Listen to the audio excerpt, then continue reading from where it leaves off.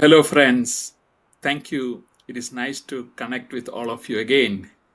Greetings from Dubai. Today, I have my good friend Shyam Vasudevan joining us in our LinkedIn Live, YouTube Live, from ordinary to extraordinary. I welcome all of you. Welcome, Shyam. Thank you for taking time and joining us today. Thanks, So, Phoebe. Shyam, where are you joining from? Just to give a quick. Phoebe, I've been working from my home in Bangalore. Yeah. I'm connecting to this program from Bangalore. Thank you very much. So I just like to give a quick introduction about Shyam. Shyam, an industrial engineer who have been in the organization development and as a change practitioner has a varied experience. And we today we will be exploring what are some of his influences, some of his key moments, some thoughts which has helped him in his journey. So, just to give a quick exposure from Shyam's perspective, he have been with Capgemini, he have been with IGATE Patni, he have worked with Mahindra Satyam, he have been with Lord Krishna Bank, and he have been with ING Vysya and in main materials movements as a senior industrial engineer. So you come with a diverse background within the engineering and now practice within the HR and organizational development consulting space. So Shyam, so how did you land up? So let us start with your journey. Uh, how did you came from your academic to the first work? Let us start there. Think, yeah, Thinking back, even I am surprised being an engineer got into HR and things like that. But it came with a big story. Like, for example, when I was working I'm basically an industrial engineer, and I have worked for 4 years in the industrial engineering function. What happened was I was too much into transformation, re-engineering, and those kind of things. And James Champy and his books were some of the things which had influenced me long back. So this bank was there, ING Vysya. I mean, that time it was called as Vysya Bank. Happened to meet the DGM HR, the head of HR, in one of the meetings, in one of the management meetings, and he told me that they were undertaking some re-engineering programs for the banking function itself. Mm, And mm. then I told him that I am a very keen follower of James Champy and in re-engineering the corporation and all that. So he told, "Why don't you come and join us?" At that time, they were working with KPMG, who had just entered India, and they had set up an offices in Bangalore. So they were doing re-engineering for our banking functions, and they were touching all the departments, including HR. So since they didn't know where to put me, I am new to banking. So he told, you be with us in the HR department. And that's how I got into HR and the banking function. And my life started there as a HR professional. So Thank you. So maybe I just want the story. How did you meet that person? And you mentioned about the re-engineering and the author. So yeah, can you just give a bit of why that got your attention and um, So I'm an industrial engineer. So naturally, I am interested in what you call time study, motion study, reducing the time for making completing a job, provide incentives and those kind of things, and design jigs fixtures so that the time taken to complete a work is a little bit less than what it was previous. All in terms of saving money on operational costs. So okay. and re-engineering was the thing. Of course, there were value engineering, re-engineering, all those things were happening at that time, and we were in a deep recession also, early 90s. So people were too much into these things so that the cost can be reduced. And one of the books which helped us was the re-engineering the corporation, James Chappie, and people like that. And there were some organizations who had a little bit deeper pockets during those recession times, like for example this bank, who was interested in reducing the improving their processes and things like that. That is how I got into uh, the whole thing of re-engineering and things like that within the bank. Yeah, so I just want to pause a moment. So, you touched upon some aspects of re-engineering. So, maybe just people who are new to the career, who are exploring. So, if you can just give a bit more insight on how re-engineering works, Okay. or From an introduction to that. I'm not saying go deeper because that is something of a different topic, but just to help the audience. Simply put, it's about working on the existing processes and improving them. From you need to produce something, and you need to take that something from raw materials to a end product, and there is a process which you follow from A to B. So you improve that process in such a way that you take better, you are working on better materials which is cheaper, and at a rate which is much faster than the previous, so that you can improve on the costing of the product.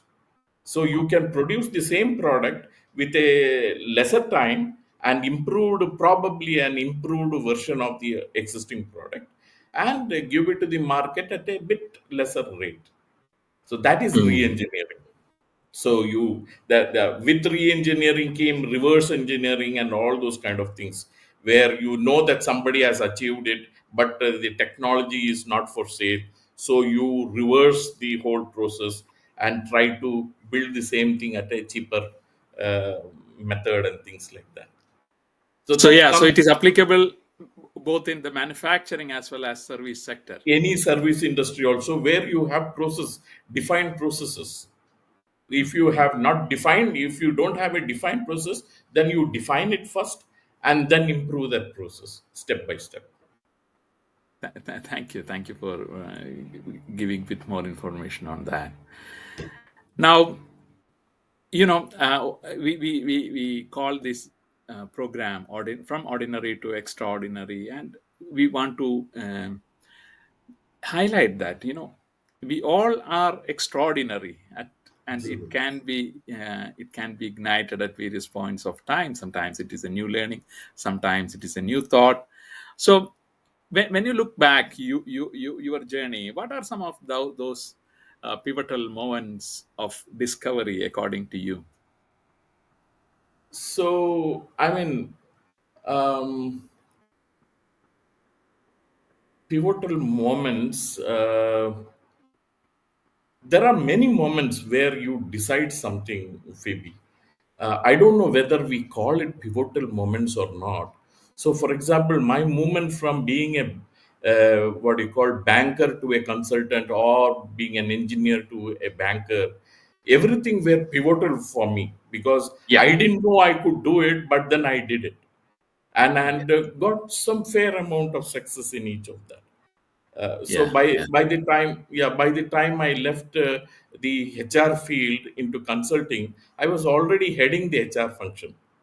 And Mm. then I had on offer another head of HR position, which I had to say no and get into a position where it was, at that point in time, it was a bit lower than what I was offered. But you took the decision because your vision said so. So you Mm. had a vision to become what you call a consultant of world repute. If that is the Mm. vision I have to achieve, then I shouldn't be worried about a higher position or a better place to stay and things like that. So I Mm. chose this position of a consultant, and my first posting was supposed to be in Africa, Brazzaville, Congo. So where Mm. Mm. people even dread to go. At that time, perhaps. So Yeah, yeah, so lot of sacrifices, and yeah. Yeah, so tell me more. What was that journey like from moving into that?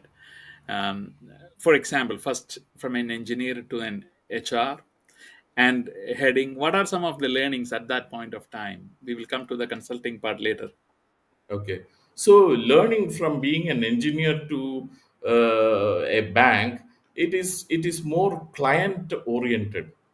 So you face the customers, whether it is internal or external, more because just because you are into the HR function. That is Mm, one thing. mm, And second thing is what I realized. So where in engineering, probably you will concentrate on men, machines, and those kind of things. Here, the machines were nothing. When I joined the bank, it was just ledgers. So there were no, the only machine I could see was the calculator. So I entered banking system when we had only ledgers. And to mm, some extent, after I joined the ALPM, automatic ledger posting machine, where you could tally week on week the various things happening in each of the branches. This was the only kind of machine work which was happening, and that's just a software. mm, mm, mm. So and it was there not in all branches. It was there only in big branches where it could afford that operational cost. In Mm, rural branches and all, it was totally paper. I mean, you mm. had huge ledgers, move papers, get shoulder pain, and all those kind of things. Okay. Yeah. So, any stories of influences during that period? You mentioned one person who was requesting you to join to the bank. Yeah. Okay. In Vysya Bank, at that time when I joined, it was called Vysya Bank, and later ING took over and things like that. But at that time, I had my mind. If you see Phoebe, was like a sponge. It was soaking everything. Lot of new things to learn and lot of mentors to help me. There was one staff training head, Raghavendra. Then I had my HR boss, Srinivasan, and I had many people to fall back on.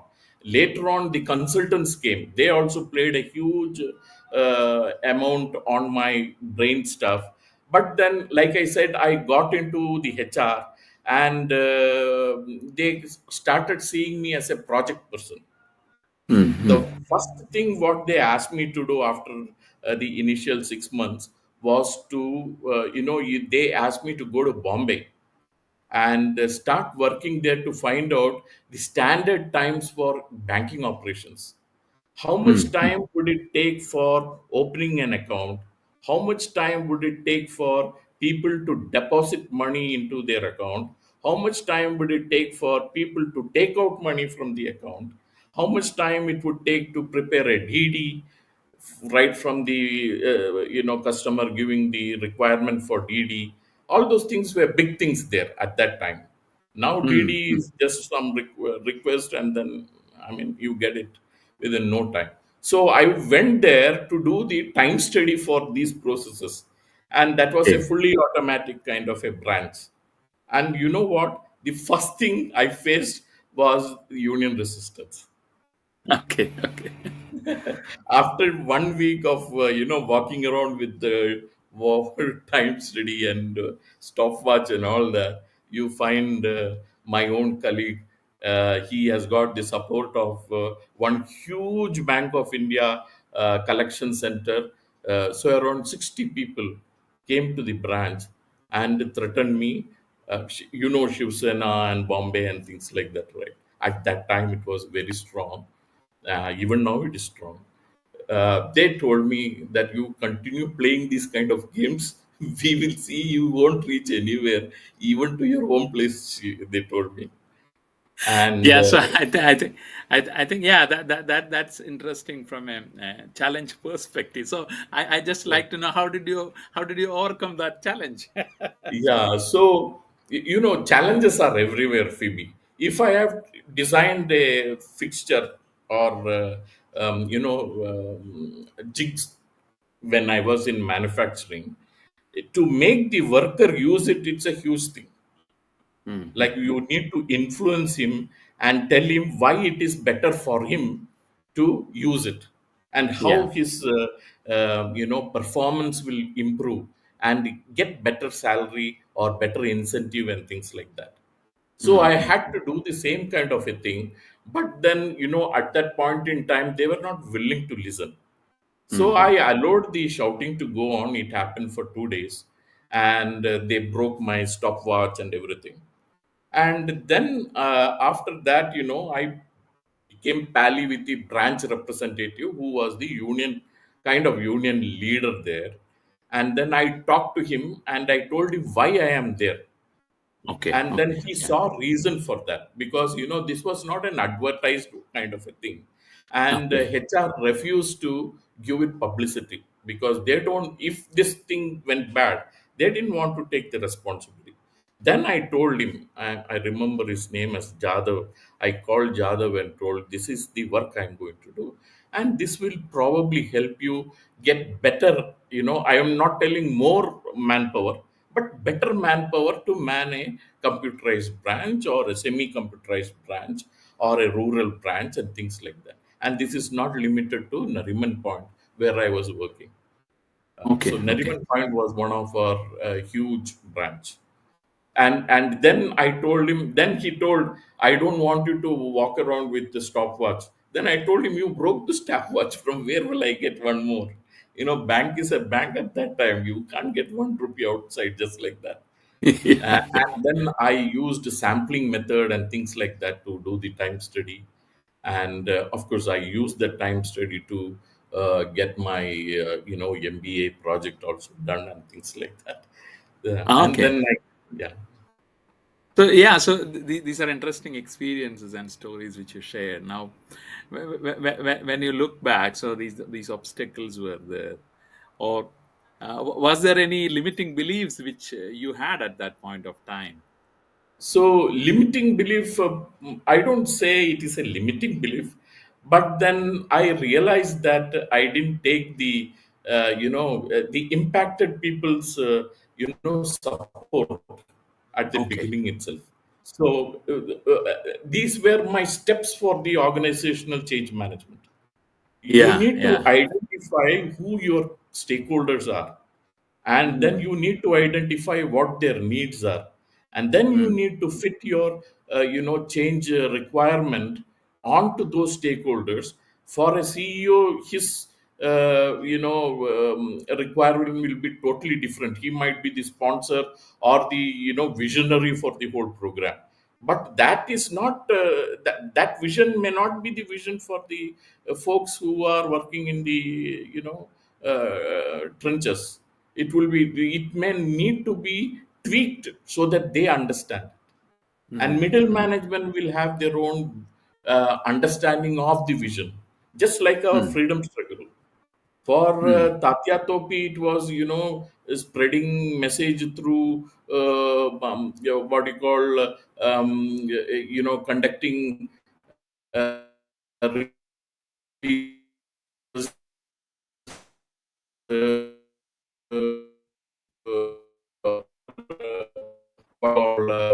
festivals, rising, and for through non-violence. So vision is one. Getting independence for India was the vision, but then the Ah. method or the cascading of that understanding would be different for different people. And Mm. that is how our leaders, were able to cascade and get the masses. Different people, different styles, different messages, and different methodologies. But principle So is same. yeah, so thank you for connecting it with the Indian freedom movement at that time. So thank you.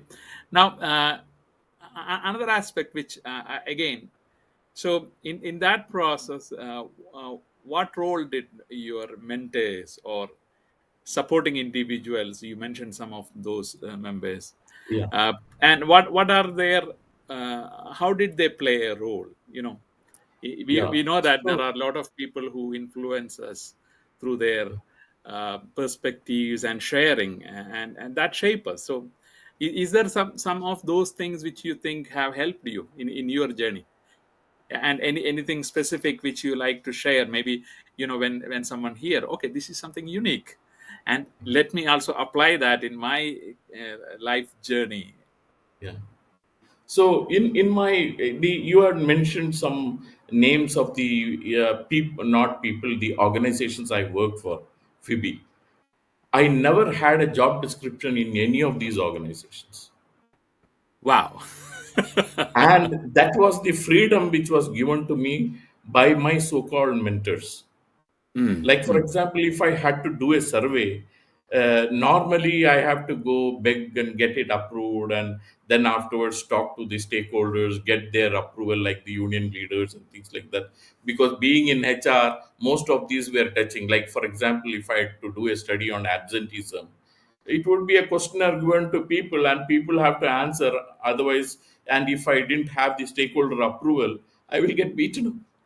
So yeah, I knew I my back was covered because of my mentors, and I knew that I will. Yeah, so since I was new to the job, I had to get approvals for the language I use in the questionnaires and things like that. All that was at a very quick level, and if there was at that time no mobile phones and things like that, if we had to talk, then we used to talk on these landlines and things like that. It was very quick.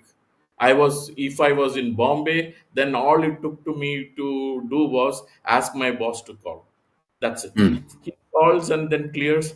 And no, and even at that time, you need to send telegrams and all as approvals and things like that. No waiting for approvals and all. The person gives me a, okay, go ahead. We do it. That's it. mm, And if mm, mm, the higher ups question, like for example in HR, if you do anything and if there is a backfiring, it will go, the problem will go up to the board, and it gets discussed and ripped apart, and then they were ready for it. mm, mm, mm. So those were and of course, it is a co-creation, right?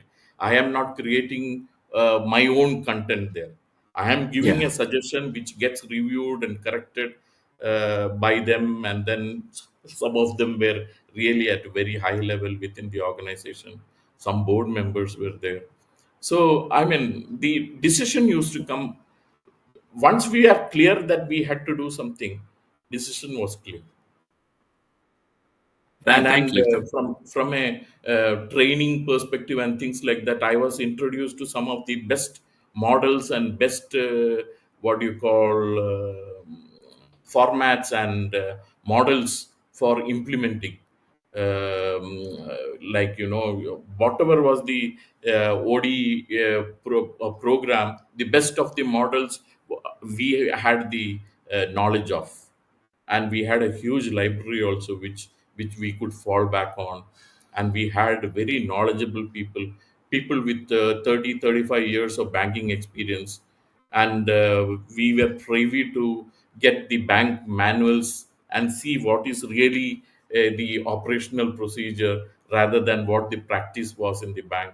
So all those things was a huge help, and I had many people to do that for me, or me to go and fall back on them in terms of getting their opinion and things like that. That Yeah. way it was a very I mean, lot of freedom to operate.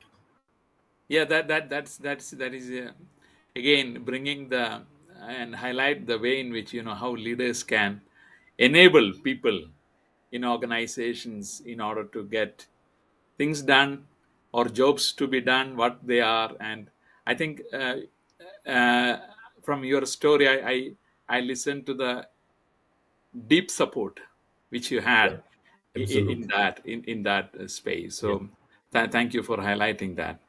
Yeah. So, sometimes what we receive some questions from the audience is like, um, can you share a specific experience or lesson that profoundly impacted your worldview or beliefs, being in your career journey? So, again, just to give a context, to audience, Shyam was highlighting the way in which, uh, now we are seeing a banking where technology adoption is too deep. Now, some of his experiences are when uh, the technology adoptions were very less. So, just to bring that context also. So, Shyam, is there any lesson that profoundly impacted your worldview or thoughts in your There were career journey? there are many. From a personal point of view, when I worked in Congo, I was there with family for almost more than a year, 13, 14 Mm, months. And the kind of impact it had on me in terms of my value system itself was mm. huge. Okay. Okay. Like, for example, it made me question my own values around what hunger is, Mm, and it made me question on the marriage as an institute. It made me question examinations and how people relate from different communities on passing an exam. For example, in Congo, they don't care if the question, I mean, they don't care means students don't care if the question's answer come from their mind or by copying from the neighbor or by copying from a book, as mm, long as mm. they get the answer. You Okay. ask Yeah. a question, I got the answer. But Mm, if you mm, say that is wrong, they don't understand mm, why mm, is it mm. wrong. The answer is the same. So Yeah. they, Yeah. and then, for example, they, for them power was everything, right? For example, I'll tell you why power was everything for them. uh, if a child gets born into a community or a tribe, depending on the richness of the tribe, the child is given livestock, Mm, mm, like goats, sheep, or buffaloes, cows, and things like that. As long as the livestock can provide milk to the child, it is okay. mm, mm, But mm, there will be a time when the livestock is not able to provide milk. mm, mm. So, will the child die? He will find alternative sources, Mm, and mm. that could be his neighbor's livestock or his kith and kin's livestock. He will either steal or pluck it by power, Okay. Okay. and Yeah. that is how they will live ultimately. And if you say that is wrong, maybe from a worldview it is wrong, but then everyone is entitled to live, right? Yeah. Child cannot Yeah. die. So for them that was the right thing. Yeah. So that influenced your thought But process, my and so I came to a decision, and I had many discussions with my own mentors on this, saying what is right and wrong. mm, mm, mm, mm, And why do you, for example, in Congo, marriage as an institution doesn't have a value as long as you're rich. If you are mm. rich, you can afford a marriage, otherwise you have your physical requirement, right? So you just happen to live together and both bear children, and the children will have different parents at the end of fourth or fifth time, when the child's parents names are changed. He or she wouldn't even be living with his biological parents. Yeah. It would So have changed. that had a profound impact on the thought process, on the values Absolutely. and systems. It's, Okay. it's Mm. those kind of Thank you, things. thank you for sharing that. That's a unique experience, and I think as we learn during the OD programs, behavior is a function of person and the environment. Yeah, so that determines what environment are we in, what are the behaviors we have experienced, and how it influences us. So thank you for bringing that. And like when you go out, you see the a different world which have different value systems and practices, and you touched on the exam parts. Like like yes, for example, when I was doing a program, I came across, they have a system of, it is open book. It is a system which I was not aware of, but it is a practice where, we don't have to be by hearting what it is. You can Correct. have. That is another method where the objective is how you find answers for that. That is the Exactly. learning there. Yeah, so it is not about, okay, thinking and keeping it all in your mind and bringing it to the paper, but yeah. So thank you for touching upon those things. Now, coming to another aspect which I just want to, so that is a good example of world view or beliefs which you share. um, how do you maintain a growth mindset and continue pushing the boundaries, and even after a lot of years of experience, what do you have any practice, what help you to be proactive or explore world and different experiences? How do you do that? So typically, Phoebe, this is much earlier than when I got into change management and the HR and things like that. So I always believed that if you want to go somewhere, you should exactly know what that place is. Hmm, hmm, So which means you need to have a lodestar or a vision or something like that for you to keep your focus on. Your hmm, journey hmm. could take several turns, Yeah. but then if your lodestar or your vision is unwavering, then you will ultimately reach there. And all it takes is to retweak or re I mean tweak or to rethink if you feel that you have reached a certain position within that vision statement and things like that. So Hmm, that is something which is non-negotiable for me. So I wouldn't feel a sense of accomplishment. Of course there will be celebrations and things like that as you reach various milestones, but then for me, reaching the vision, which is quite challenging. Firstly, it is quite challenging and there are a lot of milestones which you have to achieve in the middle.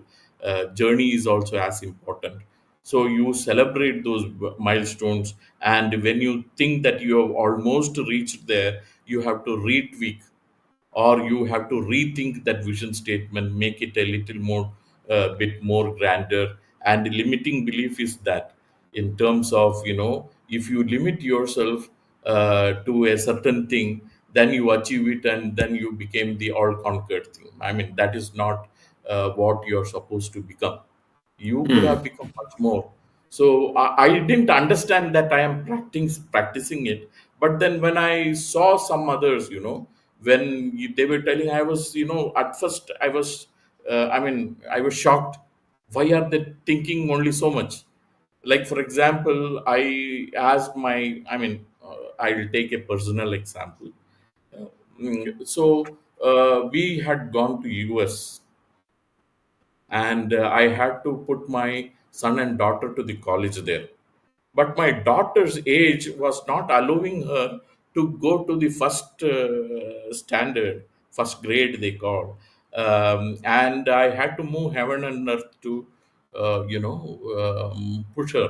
My wife was okay with it, but then I told her it is not okay. She has already finished her kindergarten in India. Now it's time for her to move into first standard. Then I had taken the first standard textbooks from here and all. I went to see the education officer of the state. I was staying in Delaware, and then he agreed that if this kid, like you say, has the capacity to study these things, then she should move to. And then he took those books, studied it for around 2 or 3 days. Then he appointed a psychologist to see if this girl is fit enough to stay with higher, what do you call, older kids in the first standard. Then she cleared that, and only then he signed. And whereas, he signed that he agreed that the kid can go to the first grade, though her age is less. Whereas some of my colleagues were resigned to the fact that, that is the rule and you cannot do anything about it, guys. I mean, hmm, hmm, hmm. Yeah, so I think that that's an interesting and inspiring story. You know how, uh, again, what I see is you are constantly asking, what if I do that? What if Yeah. I try this? What if I, and yeah, and I think that is something which each of us should be doing more. Sometimes Right. we resign to the normalcy and don't look into what way we can uh, do things differently often in organization. So So you know, I know Phoebe, we have this is interesting to go. Yeah, you were saying something, Shyam. Sorry. yeah, Phoebe, again, from I know you have people who have logged into this call from all parts of the world. But being an Indian, we were brought up in a system of socialist republic. That probably is coming somewhere in the way. Like, for example, we are ashamed to take a higher salary, or we are ashamed to take on a job which we think we are not fit enough. Though Mm-hmm. somebody is thinking that you are good enough for that, we think that we are not fit enough, or we think that we cannot take so much of salary. My neighbor is not taking his my own, or my brothers have not done this. I mean, that is the thing, again, a limiting belief which we need to overcome. Of course, the kids now have learned to overcome it. So you can see people in Yahoo and all that getting 50, more than $100,000 a month and things like that. I mean, what do you call, um, every year and things like that. So those are the limiting beliefs which we have to fight because of the way we were brought up. Yeah, so the concept of how conditioning work in our life at various points, Absolutely. Culture, how conditioning conditioning. think influences us and Yeah, thank our you. I was processes. Yeah. trying to find that word. Thanks for that. Yeah, Thank you. Yeah, so conditioning is something, yeah, we all have to be careful about what is my conditioning and how comfortable am I. So that is that's a unique perspective for bringing that. I'm conscious of the time, yeah, Shyam. So one more final question, which I like to sure. check on with you is, looking back on your journey, what are you most proud of, and what excites you about the future? So my job is working with clients, Phoebe, and I am proud of the fact that I have worked with some of the best people and best organizations in the world, be it Motorola, be it DuPont, be it GE, multiple organizations in GE, and in the Middle East also. I worked with Aramco, and of course, I worked with World Health. I mean, not World Health Organization. World Health Organization, of course, in Africa. Islamic Development Bank from Jeddah, Saudi Arabia.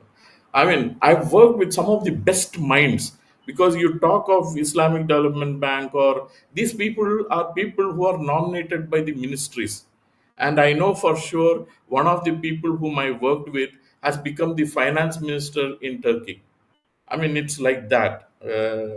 I mean, World Health Organization, some of the best doctors in the world, are posted to the African region to control and fight the various diseases which is coming onto that continent and things like that. So every time I complete a project, and some of them with some of the best organizations, Mondelez International, Endo Pharmaceuticals, Cargill, I mean, Shell, for example, in India. I mean, I'm so happy that I worked with some of the best minds, and then I have been able to make a difference in that organization, because I'm a change consultant. Yeah, Sometimes, change is a very small thing, and to realize what has happened to them, it might take 2 or 3 years, but the seed has yeah, already sowed. I mean, and when it hits them, it will be after 3 4 years sometimes, and then yeah, they'll say, yeah, Sham, how are you doing? I get a call after 2 years, 3 years completing that. Those are the things which gives me a lot of joy, Phoebe, and I keep getting that once in a while. And nowadays I also coach people, so more the better. I get individual thanks also. So that's So Shyam, that's nice to hear. Like finding the joy when you hear that change initiatives have worked. So with that, I hope this conversation bring a lot of change to uh, make our minds to transfer from ordinary to be more experience. extraordinary.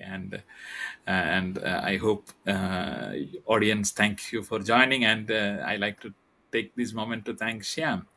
So I met Shyam during the Indian Society of Applied Behavioral Science OD certification program. That is how our association started. So we connected. It was in 2014, 2015 period. So we are in touch from then onwards. So thank you, Shyam, and thank you very much. Thank I you, am Fully. uh, Thanks for this privileged to opportunity. have this conversation with you. So thank you, audience, for joining. And with your questions, thoughts, please do that in the comments, or in case you like to reach us. Happy to be of help.